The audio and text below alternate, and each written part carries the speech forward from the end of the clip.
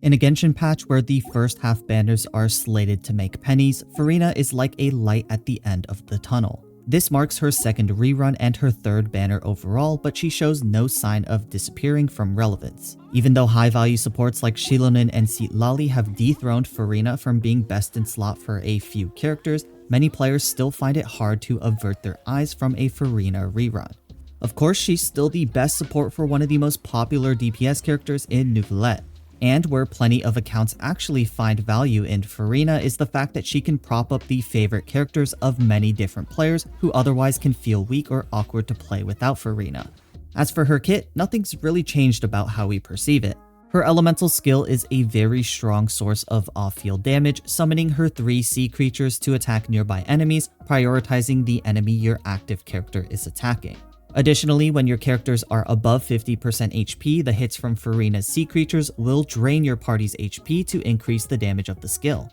Pretty much the only downsides of Furina is that she does make your team feel squishier in combat, and each sea creature has different attack intervals, meaning her hydro application is a little bit inconsistent. However, the former point is combated with her synergy with healers, and the latter point isn't really a deal breaker for any pyro carry not named Hu Tao. These downsides are heavily overshadowed by the overwhelming positive of her kit, that is her elemental burst. Furina's burst is considered one of the best support bursts in the game. Basically, this elemental burst will tally any increase or decrease in your party's HP into what the game calls fanfare stacks. Fanfare stacks grant a corresponding healing bonus buff and a damage percent buff that is universal to all types of damage, whether that be normal attacks, charge attacks, plunge attacks, elemental skills, or elemental bursts. As you can guess, this is super synergistic with the HP drain from her skill. And once you drain HP from your team, having healers heal for a ton of HP with the extra healing bonus from her burst makes it so that your team can hit the cap for fanfare stacks, and when you cap out fanfare stacks, your team will deal a ton more damage. The 300 fanfare stack cap at C0 allows Furina to grant up to 75% universal damage bonus to the entire team at talent level 10, so definitely level up her burst first and then her skill second if you're looking to build Furina for her support. One last positive thing to note about Furina is that she has a skill and burst uptime that lasts longer than their cooldowns. Because her skill has the longer cooldown between the two at a 20-second cooldown versus 30 seconds of uptime, usually any team that she plays in will have longer rotations around the 20 to 24 second range, or 2 mini rotations that last 12 to 15 seconds. And that's pretty much everything you need to know about Furina's kit at a baseline. Yes, I know if you charge attack with Furina, you can change her Numa Usia alignment to change her skill into a heal for your active character. But let me tell you right now that the only time you'll ever see this is if you have a C6 Furina like I do and need to change her Numa and Usia alignment for normal attack DPS, or if you're just exploring the overworld with Furina. To power up Furina's damage beyond the extra damage scaling that comes with her skill's HP drain, we turn to artifacts. With no access to a tailored support set like Notland characters have with the 4-set Scroll, or Animo characters have with the 4-set Viridescent Veneer, Furina's best in slot becomes the 4-set Golden Troupe. The 4-set Tenacity of the Millilith can technically be used for support in very specific teams like Lyney teams where she's not really dealing much damage, but the 4-set Golden Troupe usually amounts to way better results in 99% of teams. This is because the 4-set Golden Troupe grants up to 70% elemental damage bonus for the wielder if they have an off-field playstyle. The great thing about a set like Golden Troupe is that when you combine the 70% damage bonus from the 4-set effect with all the damage percent that Furina grants herself with her elemental burst, you'll no longer need a hydro damage percent goblet due to an oversaturation on damage percent sources. Her most optimal artifact stats are actually HP percent in the sands, HP percent in the goblet, and crit rate or crit damage in the circlet. Energy recharge is a great substitute for HP percent in the sands in the case where you're not using an energy recharge weapon, but otherwise hydro damage bonus usually only surpasses an HP percent goblet with Furina's C2 because that C2 grants her a hefty amount of extra HP. Furina's substat focus should be crit stats and energy recharge first and foremost, and then HP percent and flat HP afterwards. Energy recharge is an extremely important substat because in many teams she is a solo hydro character and may need up to 200% energy recharge in the worst case scenarios. For most players, around 180% energy recharge with a Favonius weapon user on the team is good enough, and for the double Hydro teams, that requirement can go all the way down to 150%.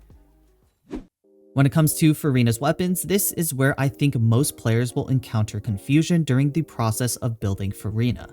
If you strictly look at damage output, the rankings of best weapons would list off about 3 or 4 premium 5-star swords like her signature Splendor of Tranquil Waters and Uraku Mizukiri before reaching her popular 4-star options. However, I don't actually think that damage output alone can determine the best Furina weapons, given how important her burst uptime is for Furina's value to a team. Also, the fact that both Furina's C1 and C2 accelerate the ramping of her fanfare stacks makes it so that for support, players may actually want to consider skipping her signature weapon and going for constellations instead.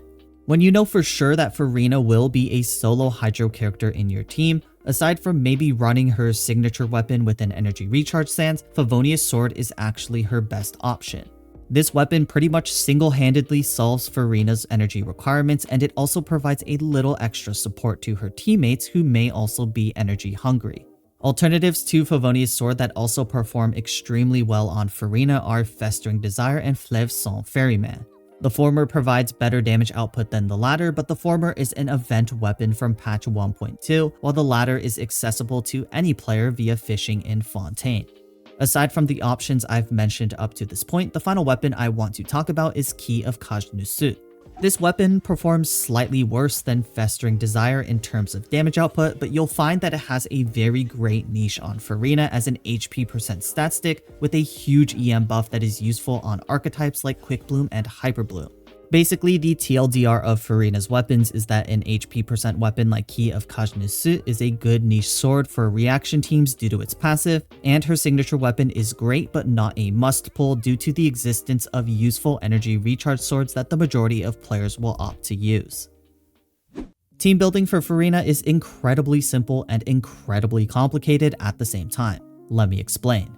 If you want to simplify Furina's team building and say, hey, my character deals the majority of their damage via normal attacks, charge attacks, plunge attacks, elemental skills, or elemental burst, so Furina is a good support for them, then you can by all means take that approach. But as a guide maker, it is my responsibility to say, hey, not all DPS characters are made equally, and some characters clearly benefit more from Furina's support, and some characters are also more reliant on Furina as well.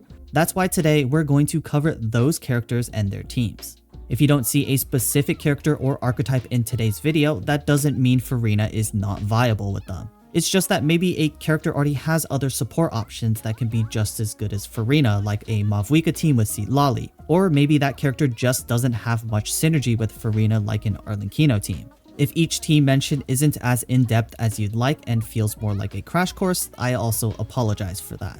Trust me, I'd also like to go in depth with every team, but the video would be way too long and I'm a one-man show for both recording and editing. If you're still confused about some of these teams, leave your questions about a specific team in the comment section below if you have one, and I'll do my best to answer as many as I can for a week or two after this video releases.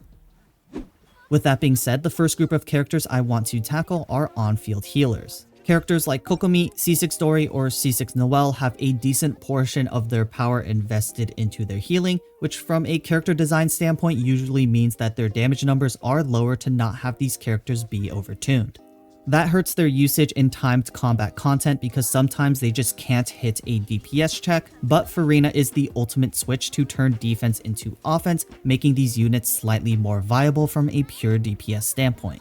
Having on-field healers not only quickly stacks Furina's fanfare stacks to increase the team's damage, but because your healer is the active character most of the time, that also frees up a slot for an off-field damage dealer or an offensive support. If you're making Kokomi your hyper carry, the most common archetype to run is Mono Hydro. Kokomi, Furina, and then any combination of Yelan, Shilonin, or Kazuha in the last 2 slots is your standard team. Players with only one of those options can look to use a 4-star Anemo support like Lanyan or Sucrose for the 4-set Viridescent Veneer, or add a 4-star Electro like Fischl to create a Taser team. Mizuki is very similar in the sense that Hydro and Electro characters are also her best friends. Mizuki, Furina, Ororon, and either Fischl or Mavuika in the final slot is your highest DPS team, but other variants and archetypes like Aggravate can also work as well. C6 Noelle is a very straightforward team since C6 Goro is another essential support for the team aside from Furina. That just leaves the last slot to be a Geo unit that can generate a little bit of energy with their skill, which includes Chiori, Albedo, Yunjin, Ningguang, Geo Traveler, or Navia.